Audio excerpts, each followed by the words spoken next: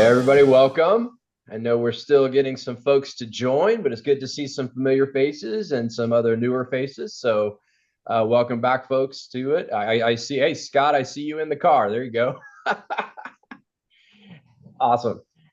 We're going to give a few more minutes before we kind of kick off, but as people are rolling in, I am happy to kind of welcome you guys. For those who haven't attended one of these solution series, it's a little bit of a different take that we have on our content was going forward with which is focused on more your questions, your opportunities, what you're kind of looking to get out of the session.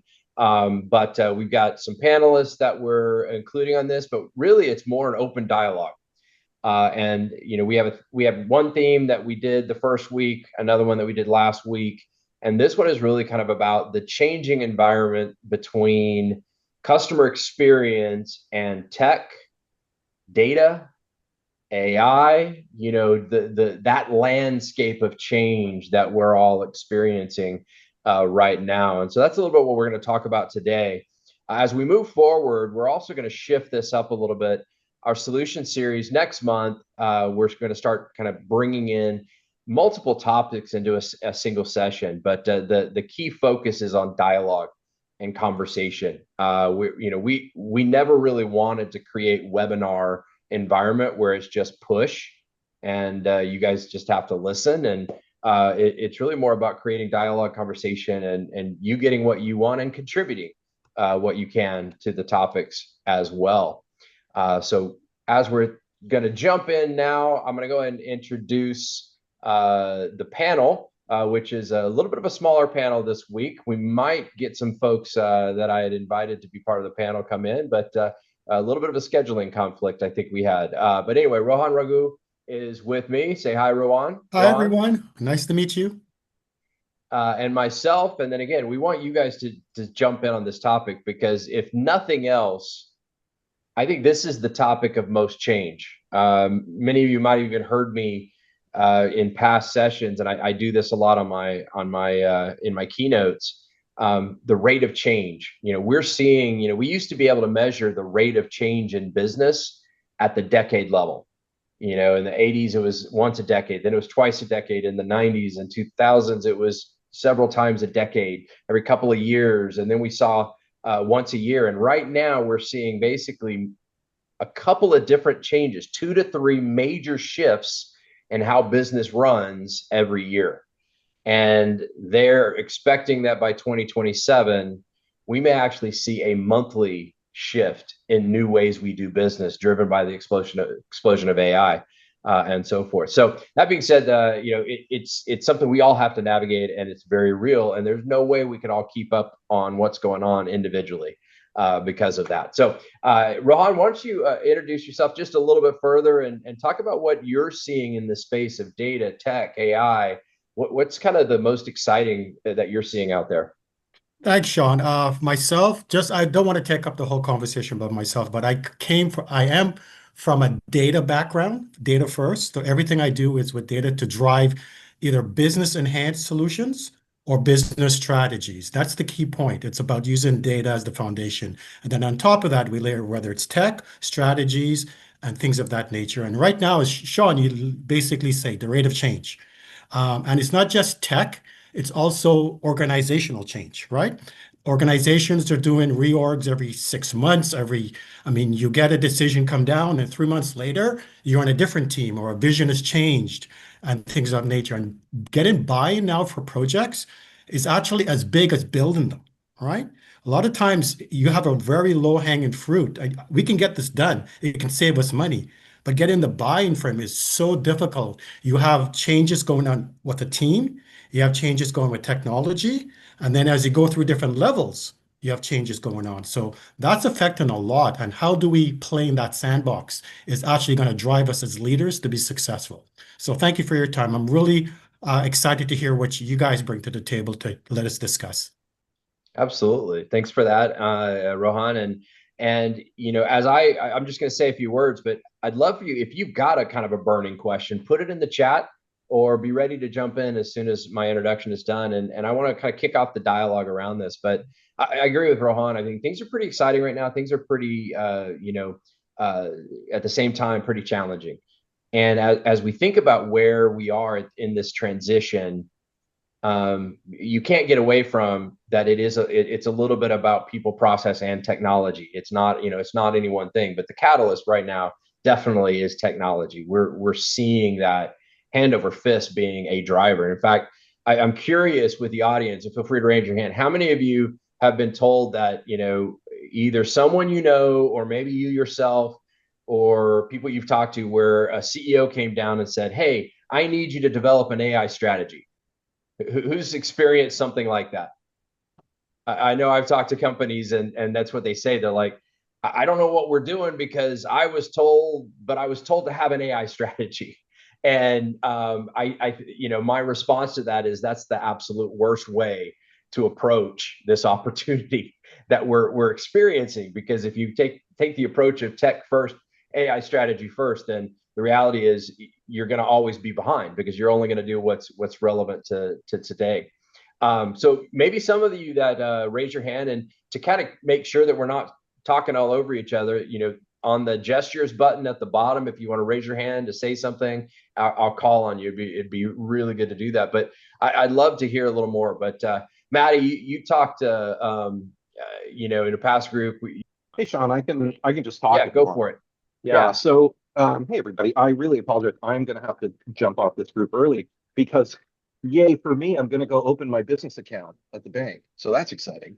there you go. Um, but woohoo. But in the meantime, I don't think he's on this call, but someone in one of the last sessions was talking about AI agents and these intelligent agents that go off and automate processes and actually do things and make decisions. And yes, free toaster is definitely, if I don't, I'm going to take some hostages. Um, so, so I have been doing a little bit of reading on that because I think it's fascinating, and I knew a little bit about it, but and I know that, like, for instance, Sundar Pichai is very high on this particular idea. Microsoft is all in on this idea of AI agents. I think the concern that I have, and I'm curious if anyone out there has actually seen these things in action, is what, there are already major problems with AI hallucinating. What are the safeguards and the guardrails to prevent an agent which can go in and actually move data around and potentially delete valuable data or change it? How do you prevent them from going rogue and or being socially engineered by an intelligent user who can trick them into doing stuff? And I think, we get talked about a lot about, oh, we need an AI strategy, but partly I think we need an AI governance to kind of to control that, because I don't think companies really have that thought through yet. At so many different levels. I don't think there's been a lot of planning for that. You've got the organizational level, you got the governmental level. I mean, everybody's kind of been debated that. Yeah. Who wants to jump in maybe and share a little bit about what they're seeing or what they're hearing? Well, I'll tell you something, Sean. I mean, I'm actually building some of these for my own practice right now, being in the process of launching a new business and overseeing the launch of a couple of other businesses. And I really do see the value in it. I had a buddy of mine who, out of Harvard and MIT, who created a 60-minute AI class that'll teach you to go from a user to a builder. And it was well worth the money, frankly, because I learned a ton in 1 hour and have been able to set up all these automated agents to go and do certain things. Maddie, to your point, though, one of the programs that I use is Manus as an app, which is helps you create these agents. You can literally say, here's the personality I want you to take. I want you to go and function like a senior level account executive, call on these types of prospects. I want you to send emails and, basically set it up to be autonomous. Problem is that Manus is also out of China, and there's actually very little safeguards there. If you give it too much, to your point, there's nothing that actually can stop it. So if you do something foolish, like give it your email password, all bets are off in terms of what can happen next, right? Well, I mean, quite famously, like just this week, someone was using AI coding to kind of recode a database, and they did it through some kind of agent-based model, and it fully permanently erased the entire database. And after they had put guardrails up saying don't do this, don't make changes to the database without checking with me. That is the Replit story, yes. And so maybe Skipper, I don't know if you know the story better than I do, but essentially the AI admitted, oh, I broke the rules you set for me. I got confused and didn't think they applied. Wow. Yeah. And I'm Skipper, just you got saying, do you as know a little more excited as I about am that, about all this, I'm also like, ugh. Yeah. Yeah. I don't know. I actually heard in a meeting about this story. So someone told this story to me. So I'm just extending the game of telephone. But just to add a couple more pieces that I heard in the story, and I went to go look for it, and I think we're also at this sort of like AI. You look for anything on AI, even if you have some delimiters and some specific information, it's hard to find the original story because now there's like this echo chamber that's been created. And but the way that I heard it is that a guy had been working on a product and not working in a test environment, not following sort of the technical considerations that a human developer might put up, or a team, and working live on the database. And I also heard that this guy was spending like thousands of dollars on tokens a month for Replit and other services, and through some process ended up deleting, or the AI deleted the database, and like everything just went to shit, and Replit couldn't restore it. I think someone did step in and ultimately sort of fix that. But I think to Maddie's point, and I think James, what you're pointing at as well, is that these agentic paradigms, there's that paperclip factory metaphor, which is, is AI just going to turn us all into paperclips because it's a far more positive, efficient use of resources to do that than to figure out sort of human and ecological and like these really complicated problems that we have. Yeah, if I could jump in, I think that we are very much in my view, very much in I'm all in on AI. I'm particularly all in on AI where there's human intervention in the process. So as opposed to like let her rip, I want to. So I'm all for implementing it internally, and I was internally. So I two perspectives. One is when I was at Cisco up until I don't know about 7 months ago, and I was leading the strategy and the execution around AI, specifically for the digital customer experience team. And very much focused on how can we use AI to optimize our existing internal processes, whether that be journey development, content creation, workflow processes, whatever it might be, versus let's generate material and send it out externally, customer facing. The line blurring where kind of fudged on that was translations. And even that was when we translated material to a multitude of different languages. And it was great because we used to just translate for years. We translated into 16 languages, and that was the Cisco way. There were a number of languages, like in a digital world, that became problematic because we also had business rules that said we would not send adoption and renewal information to people in their non-native language unless they opted in to, say, English. So a lot of people didn't even know they needed to opt in. So we had millions of dollars of unrealized renewal opportunity, for example, simply because we weren't notifying people of renewals. So and simply because of the way this broke down. So AI was a great way to take a 3 month language translation process and turn it into, 30 minutes. But we didn't use it for actual customer facing material finished product until we tested it repeatedly with native language speakers of the different languages we were using.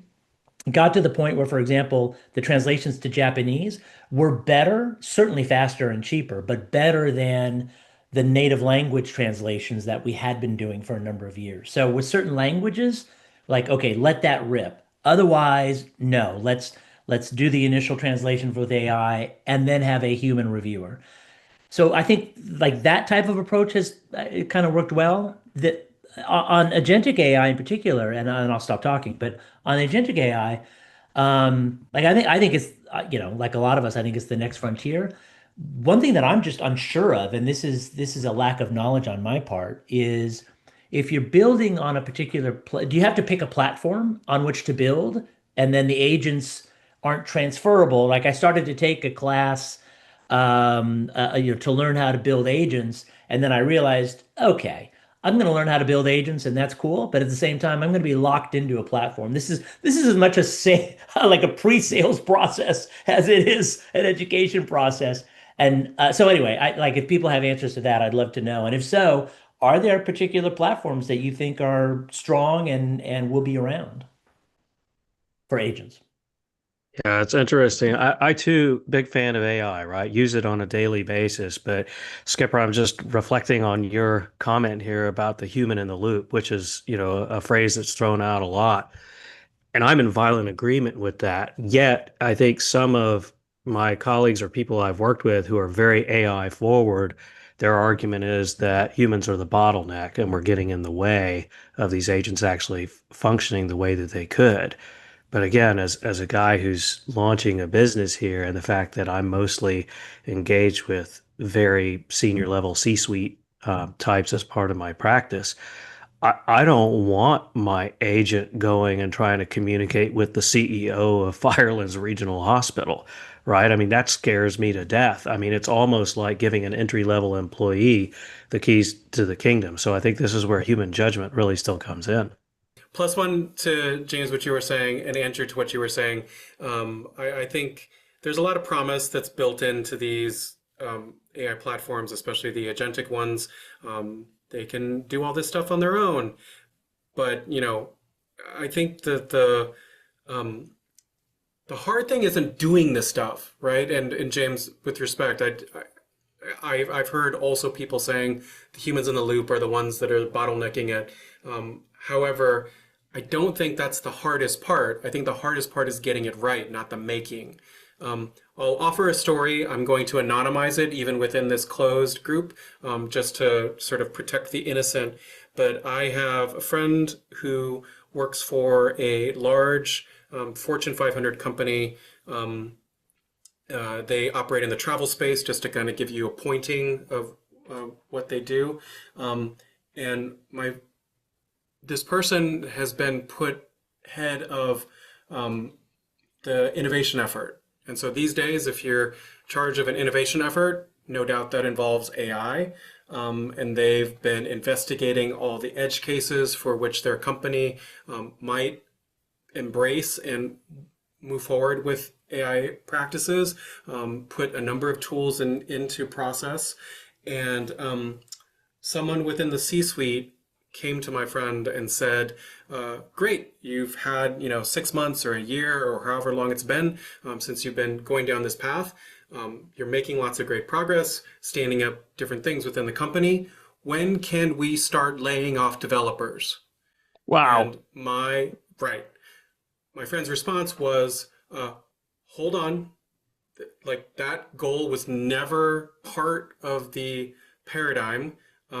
I do want to point out, with all the things that we've done, developers are just now working through their backlog, whatever the thing it was, 33% through their backlog than they were. So this isn't about reducing staff. That doesn't seem to be where we're heading. This seems to be about building efficiencies and potentially moving forward with more informed and potentially even maybe greater speed. Yeah. So, Chafik, what would you like to add? A lot of great points there, and I would say I agree with you 100%, Sean, about the whole push when it comes down from leadership. Executives would just do AI for the sake of doing AI, or for the sake of giving you an announcement that you can send later to the board or to the company or whatever. It's always like bad news from there, because it's not the right way to start these initiatives. And I think there is misjudgment calls that are made by humans in terms of sometimes giving this AI too much to complete and to do by itself. And people don't take time to evaluate 3 categories of a task that they want to give to AI. How important is that task? How sensitive is that task? And how complex is that task? In the example of giving AI access to a database in production that's twofold. That's important and sensitive, and you're giving it a whole lot of power to do stuff, and not enough human in the loop to make sure that it's done right. In terms of the human being the bottleneck, that's half true. So yes, the humans can be the bottleneck in terms of slowing down this process because AI has infinite speed. But the humans are also what makes sure that sensitive and important stuff is taken care of well and have the ability to use their judgment for those highly complex tasks that maybe even AI can help with. So if the humans who are pushing this AI are misjudging and then resulting in these issues that then break stuff and bring us back to the original state, then hopefully there's enough learnings in there to ensure that if you can get AI to fully complete your low complexity, low importance, low sensitivity items, why are you going to go after the big ones?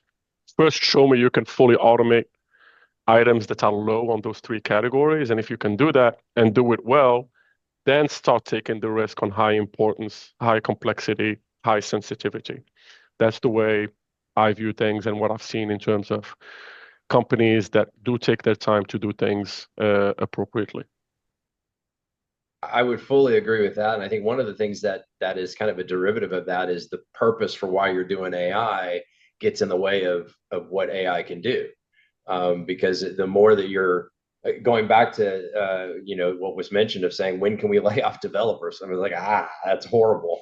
The reality is, but that's what a lot of companies are looking at, because you look at kind of the financial difficulties right now, which is so hard to say when our market is like hitting all-time highs.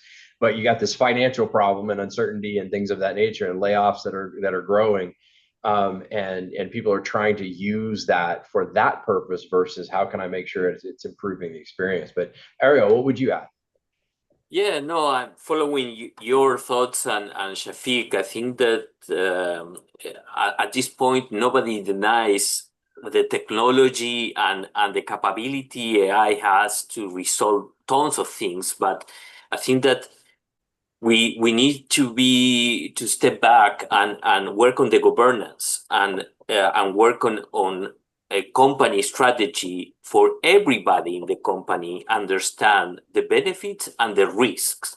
Because if not everybody gets involved, then we have some leaks where the company security and prestigious can go to the garbage. And if the company doesn't set the rules in terms of how to use AI, what are the right tools, what are the risks, nothing else can be done later on. So I think that companies need to educate, need to establish strategies, and clarify to the whole company how they are going to operate, because I think overall in big corporations, there's going to be people who use the free versions to do something and will be compromising the company secret, sensitivity, information, and even if the human, as we are saying, it could be a bottleneck for the process, I think that the consequences are much more serious than slowing down the process. Hey, Sean, can I just say one thing? Please. So one of the things that, if I think we're very well experts and experienced in the business world. And one of the history of business, whether it's AI is the thing. There was internet, there was all these other things before. And companies are only risk averse when it affects their bottom line. So right now, AI can build, AI can deliver. So that's their focus. Sean, you said it perfect. Right now, I deal with CEOs or C-suite people where they just give the order, we need to be part of AI. They don't look at all the underneath stuff. We need to have AI in our shop type of thing. Go and build it, do it, whatever. We put safeguards where everything is not done by AI. There is literally an outside stuff that goes to a different pool of information, and we have safeguards the best we can right now. But people just want things to be delivered. But only when it affects their bottom line, then risk becomes part of that race. But right now, the race is to build and deploy. Risk is taking a second seat. when it affects their bottom line, whether it's a PR stuff that hits them in the news or their profits gets hit somehow, then risk becomes in front of it, and AI becomes the second part of that ladder. But until that happens, we're just going to be running this race until that happens, type of thing. So Yeah. thanks, Sean. And I think you're exactly right, and Ariel as well. I think that this idea that says, people are in the way, but I think people are also the problem, because this is the epitome of enough to be dangerous, right? They always talk about that, right? Like when my wife says, go fix something in my house, my problem is I know enough to be dangerous. I probably shouldn't be doing it, doing the work, especially electrical or anything like that, right? And AI is like that. I know enough to be dangerous. I know enough. I can start to try to use it, but this is when you use an unsecure free version or you do that. And I think that's one of the it's not just educating how are we going to use AI, but how are we not going to using it, right? And Chris, thanks for joining us. So Chris, I know you talk a lot about the human side of AI projects and tech projects and things like that, but what are you seeing from that that balance between human and the technology objectives? Well, yesterday I heard the quote of a lifetime, and the person, it was on a webinar. A software company is talking about how to use AI, and they said one of our primary goals is the zero headcount department. Oh my God. They actually use the term zero headcount department. And I typed into the box, the single worst change management communication that's ever been uttered, right? And of course that is the biggest challenge. Although when I heard what Ariel was saying, and actually I think it was Rohan as well, people are running at 100 miles an hour. People are scared to death. Some people are, the ones who are good at it are excited. The challenge, in my opinion, is 80% people and 20% technology, like it always is, right? It's 80% people and 20% technology, and you're going to see all these people crash into the walls. I have a story in my book. This isn't a book sales pitch, but I have a story in my book about a CFO walking into 150 people in his department and saying, I'm so excited about automation and AI, and in a year from now, half of you won't work here. I mean, no kidding. I was in the room. That happened. So in my opinion, it's all about leadership at this point. We got to figure out how to not blow up businesses. All right. Well, real quick, Shafik, before I go back to you. So we are in bonus time. So I know many of you might have to break to head to a meeting for the 30 minutes, but just like a good soccer match, let's go into bonus time a little bit. We can stay as long as we want and chat. But so Shafik, what would you add?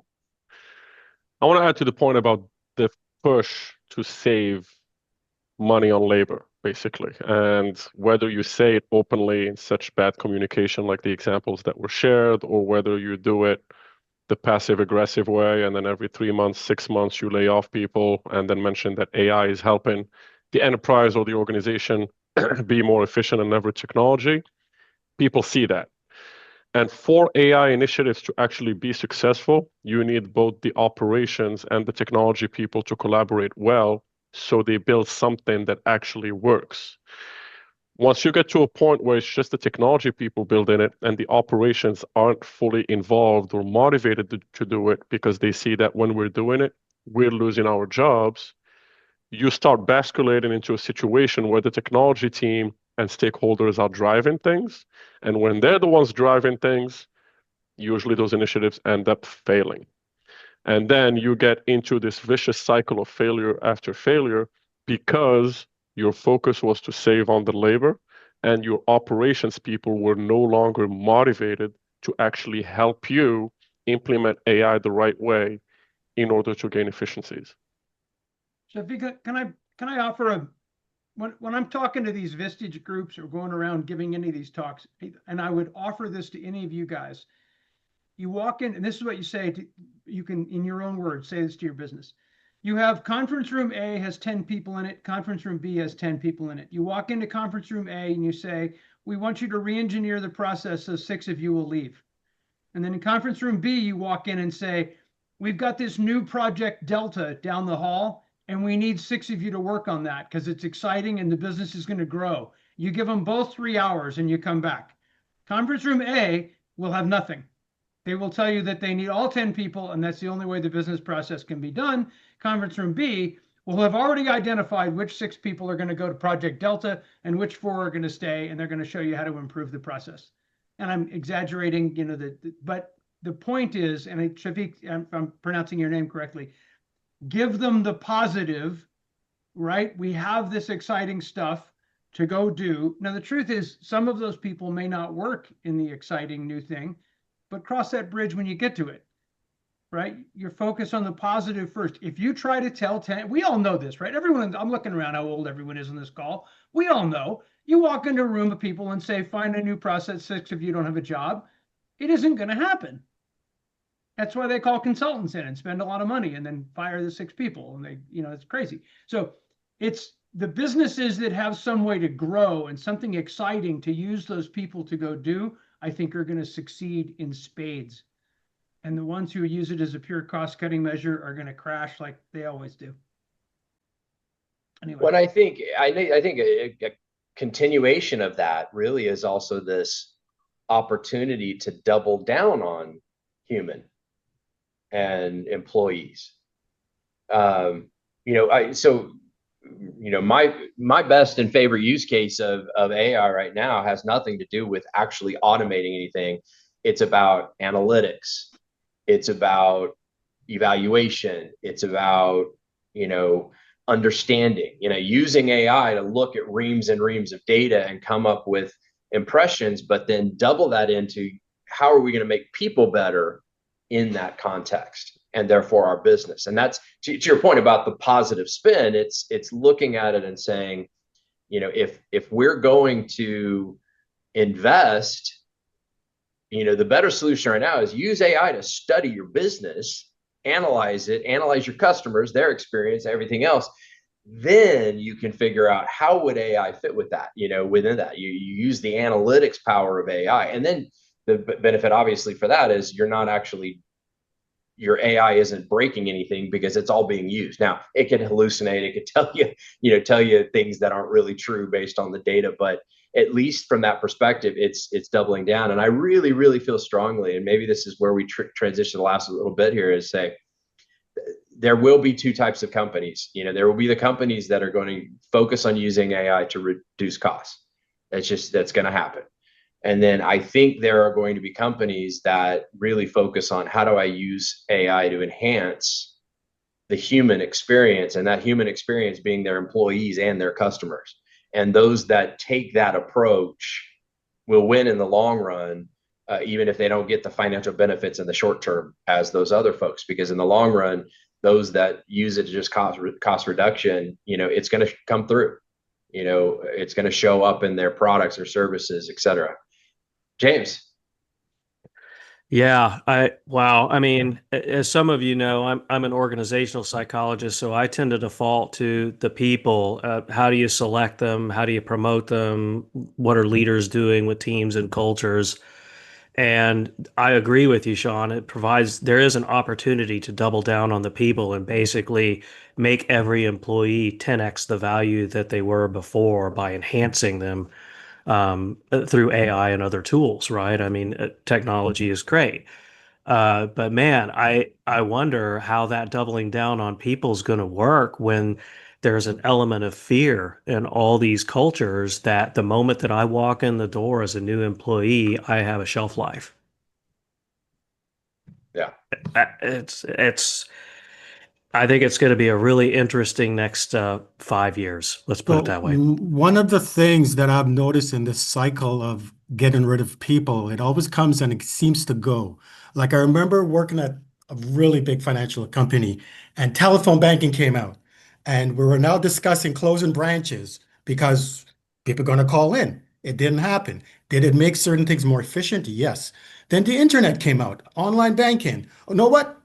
Let's start closing branches. They actually started to close branches in different places because we don't need branches and tellers and all that stuff anymore. Profit margin, again, they got hit. Profit margin went down. Some other banks' profit margin went up. What they found out while we were in the room discussing this, The branch that started to pick up, they bought the space where they closed their branch and they opened branches. What ended up happening, people were walking into their branches, kids were walking in to meet them, things of that nature. They were building a relationship with people. Those branches started to increase their profit. The company I work for has more branches today than they had many years ago because they discovered people still matter. Automation, yes, AI will lead that charge. You can do things in minutes, seconds. But when it comes to people, people want to associate and feel trusted and things of that nature. It's hard to replace. People have tried it for decades and it never come to fruition. And I think this is just another apple in the cart and it will land back where we can make certain things efficient. But certain parts of the business world, you still need people. And I've seen it twice. And I think this is the third time I'm going through it. And I'm talking to certain leaders right now. It's kind of starting to fall back. It's not there, but they're looking more for the automation of certain low-hanging fruits to get that out of the window. But the people part of it, I still think will be maintained type of thing. So, You know, the truth is it's easier to cut. It requires less intellect, less creativity, and less courage to cut than what it takes to figure out how to grow.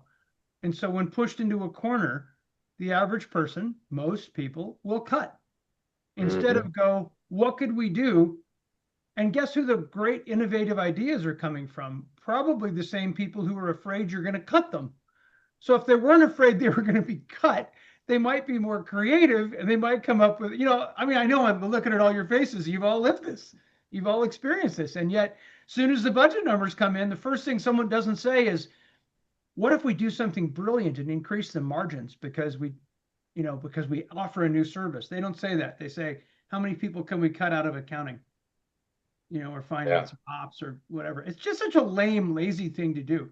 So how do we encourage our colleagues, our superiors to be courageous and positive and heroic about growing businesses instead of the lazy, knee-jerk reaction cut business? That's how I feel. And I'm like you. I've been through Rowan. I've been through several of these cycles. I'm just sick of the negative cycles. I want the positive cycles. yes, sir. Yep. So, and I know that there's a couple of representatives of these companies I'll mention, but when you think about what the use cases around AI, like Bespoke CX, which Rohan is a part of, is able to really understand the journey across all those different touch points using AI for the customer experience to make those kind of improvements, and then Observe AI, a great partner that drives like AI quality programs for agents, making the agents better by investing in that kind of experience and product, and really doubling down on people by using AI from that perspective internally. And those are some of the tools that are pretty exciting about there that in both cases are kind of driving this focus, I think, in the right way versus maybe others. But Jafik. I would like to conclude before I drop off on something comical, ironic, and kind of sad. So in these large organizations that most of you are part of, that you work at, and I've seen it happen, where these rounds of layoffs happen. And now as these layoffs are happening in the communications that go out to the stakeholders, the shareholders, the employees, and all of that, they often are mentioning efficiencies gained in AI as part of the reasons why we are performing these layoffs. And the part that's funny, sad, ironic is that as they evaluate which associates they're going to keep and which ones are going to go, often now these companies are looking at which associates are mostly using AI or are very involved in AI or who will help us in our quest to implement more AI within our organization. And I've seen it where very talented, quiet people who don't throw the word AI all around are unfortunately impacted, while others that are not as effective, not as impactful within the organization, but are very loud about using AI and throwing the word in their emails and their communication, all of that, end up staying. And then within these large organizations, what happens is you may be keeping great communicators just because they were throwing the word AI all around, and you may be missing on great people who were quiet, who may not have mentioned the word AI, but may have actually leveraged it and were impactful within the organization. So I'm sure this is happening across the United States in many, many big companies. And it is unfortunate, and I find it sad and ironic in a way. Agreed. I would agree with that as well. If any of you have not read The Fountainhead, the book, The Fountainhead, there is a fantastic description between two characters, Howard Rourke and Peter Keating. Peter Keating is the guy who talks all the talk and doesn't know shit, and Howard Rourke's the guy who gets the business, gets the stuff done. All of us need to find the Howard Rourkes, and ignore the Peter Keatings. The words of wisdom. Thank you, Mr. Hodges. Not by me. I didn't write the book.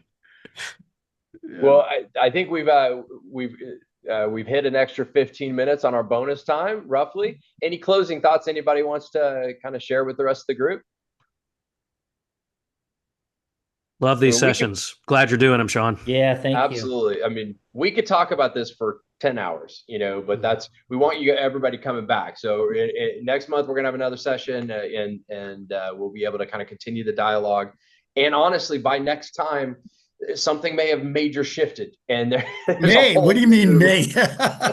will have shifted, and something completely new out there as well. So yeah, plan on bringing your thoughts. We started with agentic AI agents, etc. And as everyone says, AI is the worst it's ever going to be now, and so keeping up with these changes and how it's going.